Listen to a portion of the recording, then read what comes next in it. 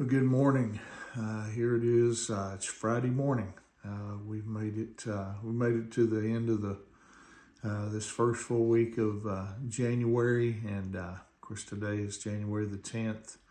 And I really hope that you had a great Thursday. I hope that you were able to kind of start preparing for the weekend, getting ready for whatever may come up this weekend. But anyway, God has given us the breath to breathe. Once again on this brand new day, on this Friday morning, we're on the threshold of another weekend, and I certainly hope and pray that this morning finds you feeling well. Hope it finds you well rested and ready to ready to tackle the opportunities that God has richly blessed us with here on this Friday morning.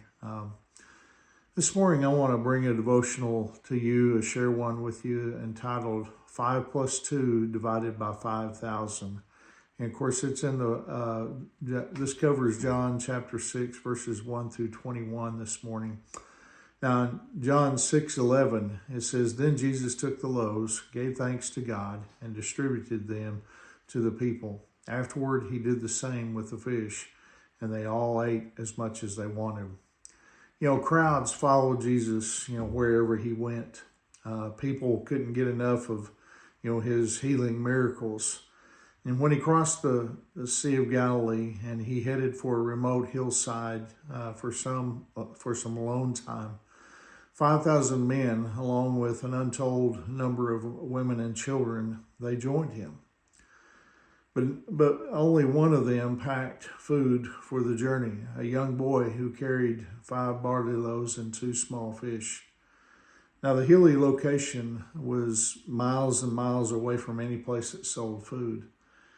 And even if such a place, could be found, the disciples, they couldn't pick up the tab for a party of 5,000 plus. So one of them, Andrew, he did the only thing he could think of. He brought the boy with the loaves and the fish to Jesus.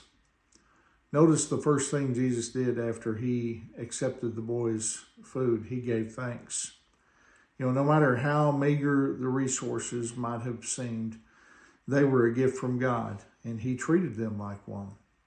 And then he broke off piece after piece of the 5 loaves and the 2 fish, and then he handed them to the disciples to distribute. And he didn't stop until 5,000 men, along with the women and children, had been fed. What little the boy had to offer, was more than enough to, impact thousands of people. Jesus helped his followers, see that it's not how much you have that matters, but rather who's distributing it.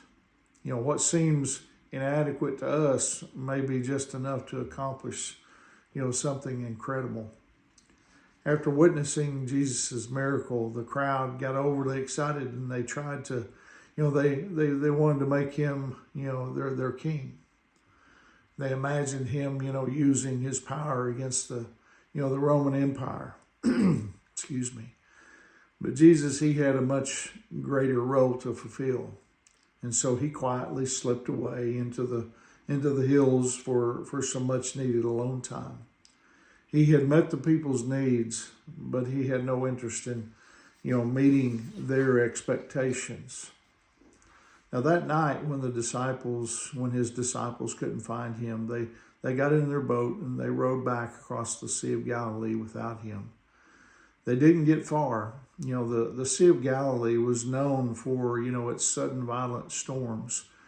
It sits 600 feet below sea level. And when the sun sets and the air cools, the wind rushes in from the west and then churns the waves. The disciples were headed west, toward Capernaum. So they were, heading directly, into the storm. After several hours of rowing, they had made it only halfway across. The physical conditions that held back the disciples had no effect on Jesus, of course. He walked across the water toward his disciples, and in the darkness, they couldn't see that their salvation was coming. They thought the figure approaching them, across the water was a ghost. until Jesus said in verse 20, "Don't be afraid, I am here." Now Jesus' followers, they invited him into their boat and into their struggles, and they immediately and miraculously arrived at their destination. You see, Jesus' way may seem scary at times, but when we invite him, into our struggles, he will make sure, that we get where we need to be. And that's the great thing about when you're following Jesus and being obedient to him.